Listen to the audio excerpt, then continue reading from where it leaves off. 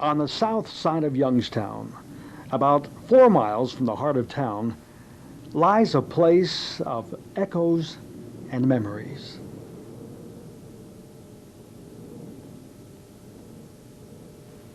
Paint peels from empty buildings, and leaves rustle quietly across crumbling pavements.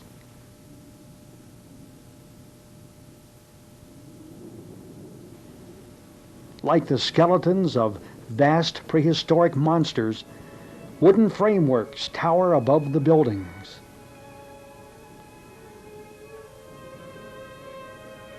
Sometimes you can hear the wind drifting through the timbers.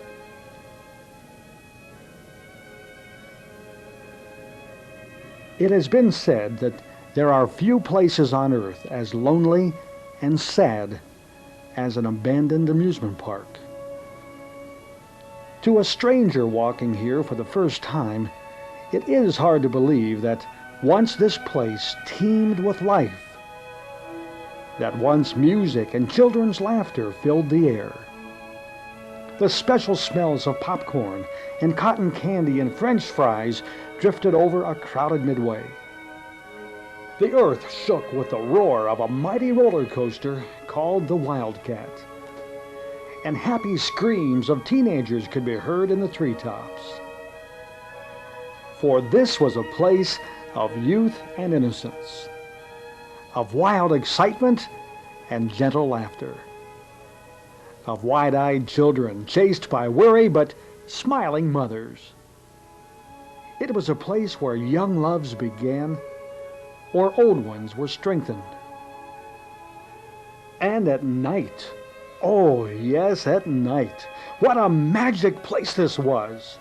How the midway glowed with thousands of lights. Young lovers walked boldly arm in arm or shyly held hands. Couples deeply in love or falling in love glided gracefully over a dance floor to the music of the big bands. Yes, it is hard for a stranger to picture all these marvelous things, but for almost 90 years it was so. For this was Idora Park. And if that stranger should ask any one of tens of thousands of people in the Youngstown area about this place, that name will bring a nostalgic smile and perhaps a quiet tear. And so, to all of those who remember, to those who were there, or wish they had been there, come along with us and rediscover Idora Park.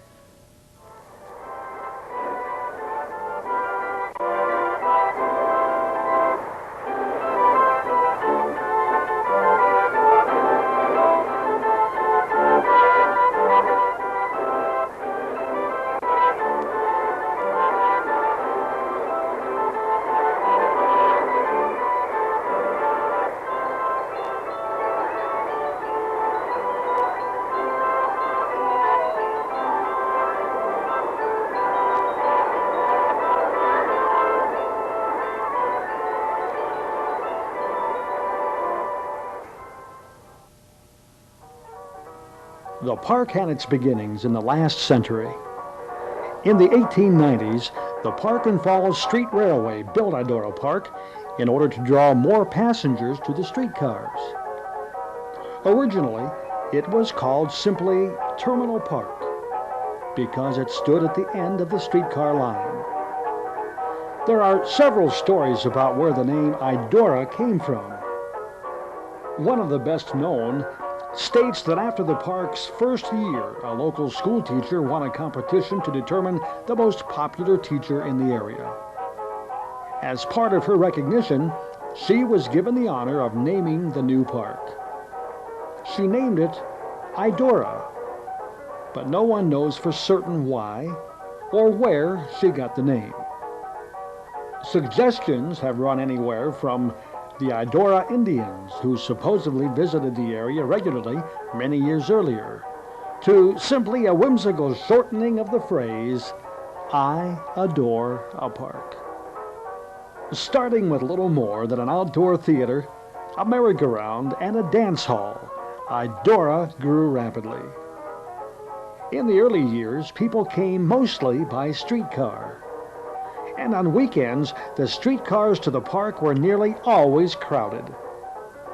Each year, new rides and attractions were added. In 1902, Idora's first roller coaster was built. It was described as a three-way figure eight. The outdoor theater was perhaps the biggest attraction at the park. Many of the best vaudeville acts in the country came to Idora Park. The theater became so popular that the park finally installed seating for nearly 2,500 people. The area was roofed over, enclosed with a canvas wall, and an admission fee charged. A second roller coaster was added in 1910, and it still stands today. Built by the T.M. Harton Company of Pittsburgh, the coaster was lengthened and recontoured in the 30s. It is remembered by thousands as the Jackrabbit. Dancing was so popular in those days that Idora Park quickly outgrew its dance hall. A new giant ballroom was built at the other end of the park, and the streetcar lines were extended to better serve the growing crowds. The ballroom building would be greatly changed over the years. It may be hard to imagine, but this is the same ballroom that still stands today. And if the looks of the building changed a lot over the passing years, it was nothing compared to the music that played inside. The story of the Idora Park Ballroom is also the story of music in America from 1910 to the mid-1980s. Everything from John Philip Sousa marches to the big band sounds to the rock band sounds have been heard within the ballroom. And couples have danced everything from waltzes to the Charleston to the twist, and have danced to everything from big band concerts to sock hops to the 70s disco beat. The music of over 2 generations echo down through the years of the Idora Park Ballroom. To those who lived through the park's first 2 decades, it must have seemed as if Idora would go on growing forever. Between 1911 and 1920, the park added a photo studio, a penny arcade, several picnic shelters, a pony track, and several new rides. The park also acquired the baseball field. Among the new rides was the Old Mill, a water ride through artificial caves. Dark rides like this one were especially popular in those days because they gave young couples something quite rare for the time: a chance to be alone in the dark together, even if it was only for a minute or two. Other changes in the teens included a new roller rink, a new carousel, 2 new roller coasters, and a circle swing. The circle swing would stand until the park closed, and is remembered by people today as the rocket ships. The new carousel and one of the roller coasters replaced the old carousel and the figure-8 coaster. The old roller rink, which had been the park's first dance hall, ended its days as the Crazy Horse Saloon. The Roaring '20s were a golden age for America's amusement parks, and Idora boomed.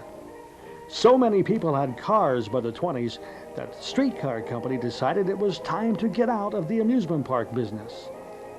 In 1924, the park was sold to the newly formed Idora Amusement Company.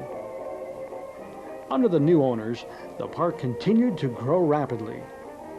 Every season, crowds of over 100,000 were expected.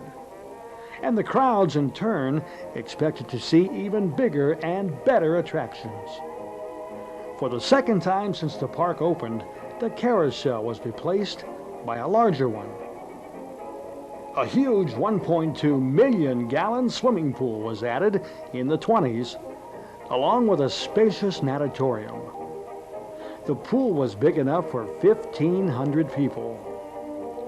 In the late 1930s, the pool became unique when the park owners drilled down 650 feet to tap into an underground saltwater pool.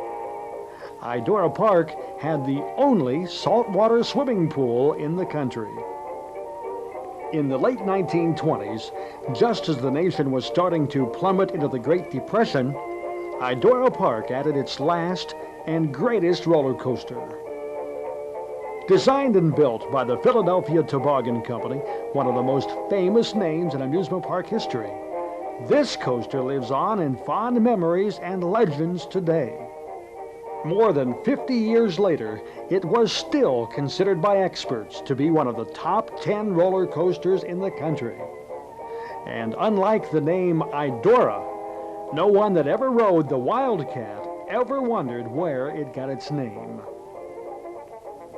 The 30s and the 40s were stormy years for America and the world. Idora weathered the storm somewhat better than many other parks in the country. Idora had always been a popular park, and its convenient location helped it to survive both the hard times of the 30s and the gas rationing of the war years. People came to Idora to escape first the sad times of the Depression, and later the stress of the war and rigors of the wartime economy. Throughout those turbulent years, Idora could do little in the way of new attractions and rides, but the older attractions remained popular. For over 30 years, the ballroom had drawn large crowds, but in the 40s, the ballroom reached its peak as the big band sound swept the nation. Almost every famous orchestra in the country played Idora Park.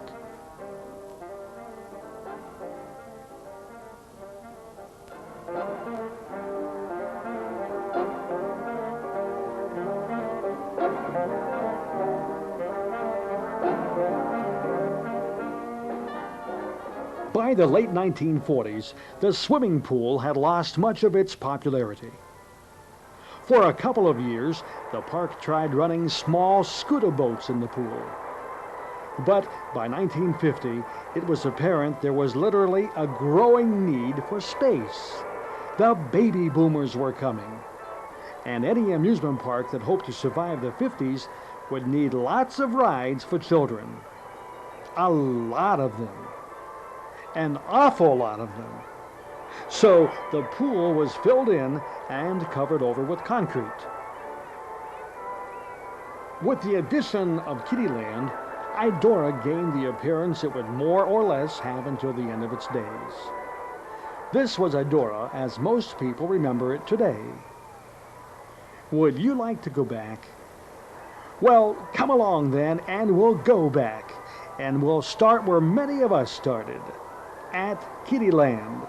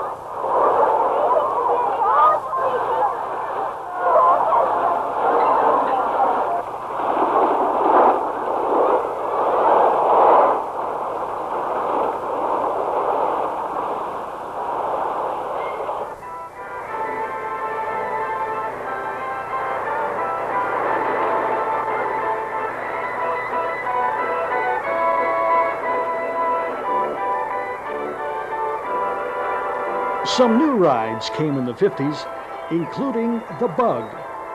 later called the Turtle, and the Orbiter.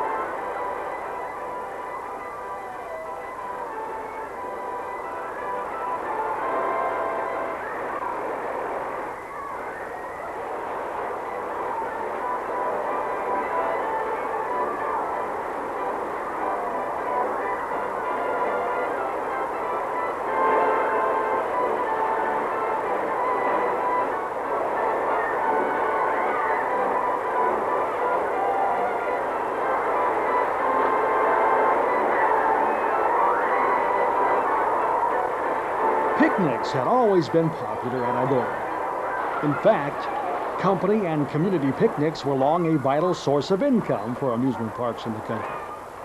And Idora competed fiercely with other parks in the area for these picnics.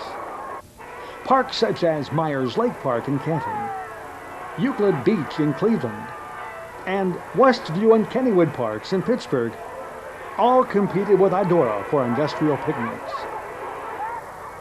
It is a testament to the success of Idora Park through the years that, of all of these parks, Idora outlasted all but Kennywood. The parking lots were nearly always full in those glorious days, and no one seemed to mind or even notice that people now entered Idora from the backside, as the original entrances were along the streetcar tracks.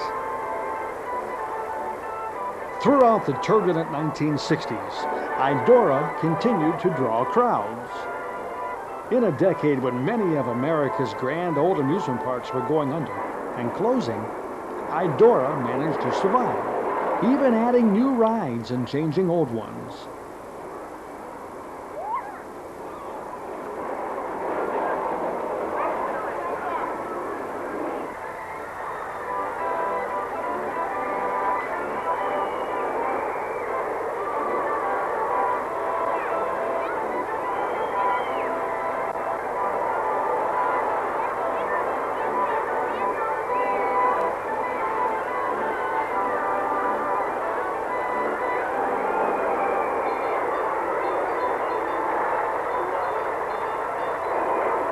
The Rapids was a water ride built about the same time as the Wildcat and ran beneath it. In the 60s, the Rapids was redesigned and became the Lost River.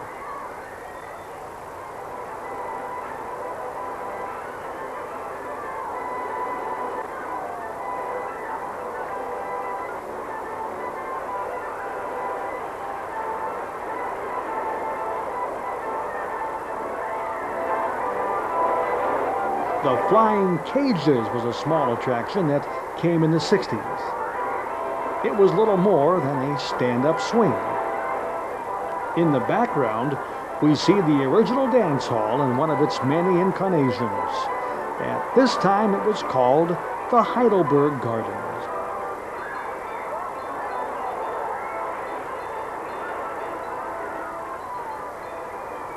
Idora had a miniature train for years, and the C.P. Huntington, with its antique steam engine look, was a later replacement.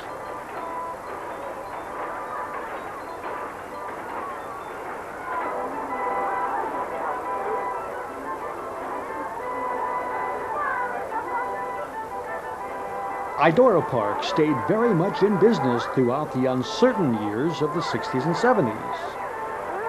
It even managed to hold its own against the giant theme parks like Cedar Point.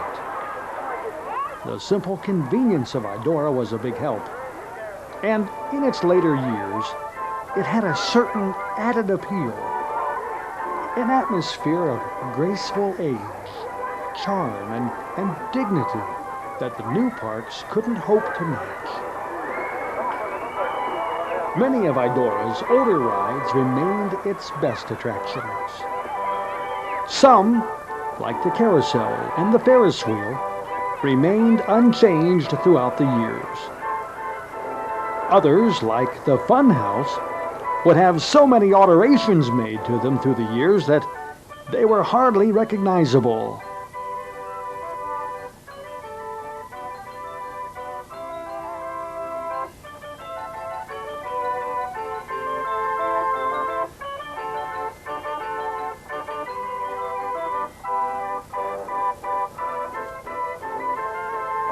By the early 1980s, Idora Park had outlasted nearly all of the parks in the region that it had once competed with. Crowds still came to Idora Park years after Euclid Beach, Myers Lake, and Westview parks were gone. And while the crowds were smaller, Idora could still hold its own against the faraway theme parks. By the early 1980s, the Jackrabbit was considered one of the oldest working roller coasters in the country. And the Wildcat's rightful reputation as one of the world's great coasters was drawing coaster lovers from around the country. If the golden years were gone, Idora Park was still a profitable business, even if those profits were slowly shrinking each year. The long, hard hours of running an amusement park were beginning to tell on the park owners. Feeling a need to move on, and a sincere belief that some new blood might be able to revitalize the park, the owners put the park up for sale after the end of the 1982 season. There were no takers, and the owners began to prepare for the 1983 season. If the park's profits were fading fast, there was still plenty of fun to be found. And even in those final years, Idora Park was still a magic place.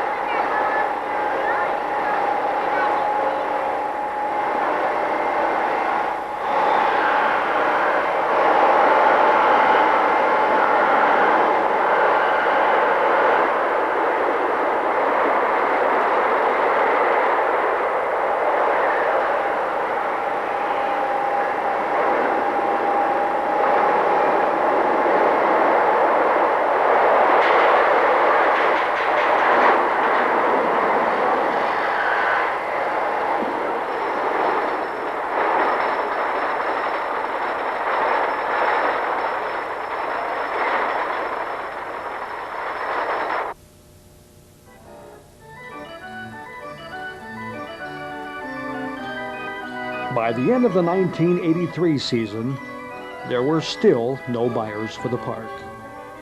So, the park made plans for the coming season. In April of 1984, as workers were getting the park ready for its 90th season, the little park that had survived good times and bad, and had brought joy to millions over 3 generations, died in a single afternoon. Workers were repairing the Lost River ride beneath the Wildcat. A welding torch, or another hot tool, apparently got too close to the dry timbers.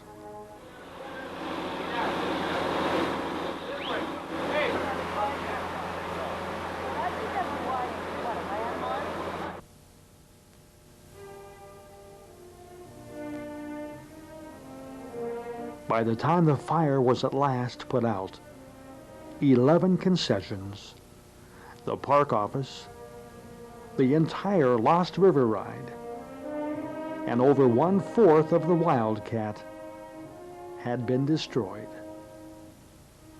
Only the heroic actions of the firefighters had saved the carousel. The fire was the death knell of Idora Park. At first, the owners planned to rebuild the Wildcat at least, but learned sadly that the cost to rebuild would be far beyond anything they could afford. Idora Park did open that season, but it was as if the very soul of the park had died and left a hollow shell.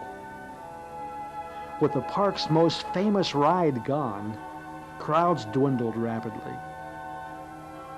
As a weak, last-ditch hope, the park reversed the trains on the Jackrabbit and renamed it the Backwabbit, hoping that the novelty of the trains running backwards would draw crowds. But many would not come back to the park at all, not wanting to see the Wildcat in ruins, and unable to picture an Idora Midway without the roar of the Wildcat in their ears. The season was a sad failure. With the park's main attraction gone, nothing could be done to bring the crowds back. On a rainy, dreary day in September, Idora Park closed its gates forever. 90 years of laughter, 90 years of fun and excitement and love had come to an end. By the end of October, most of the park's smaller rides were auctioned off and removed. In the long, lonely years since, Idora Park has been slowly vanishing from the earth.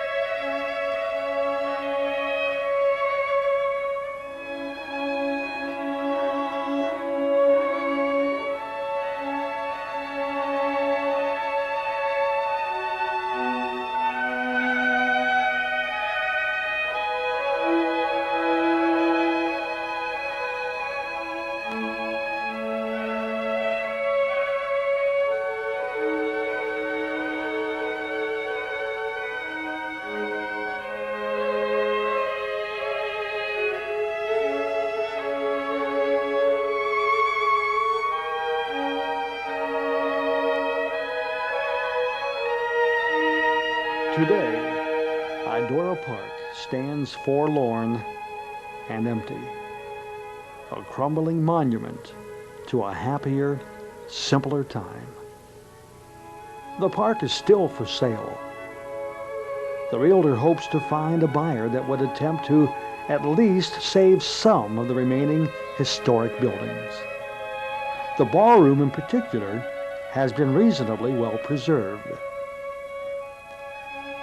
But with each passing year, it seems less and less likely that Idora Park might rise from the ashes like a phoenix in a new and brighter form. The fire that destroyed Idora Park's future also destroyed its past. Almost all of the park's records, photographs, and historic documents were destroyed along with the park office. Little is actually known for certain about the park's early years, and most of that comes from a few surviving old-timers who remember. It will not be too many more years before they too fade away. Today, all that remains of Idora Park are a few weathered buildings, creaking timbers, and memories. In time, perhaps only the memories will remain.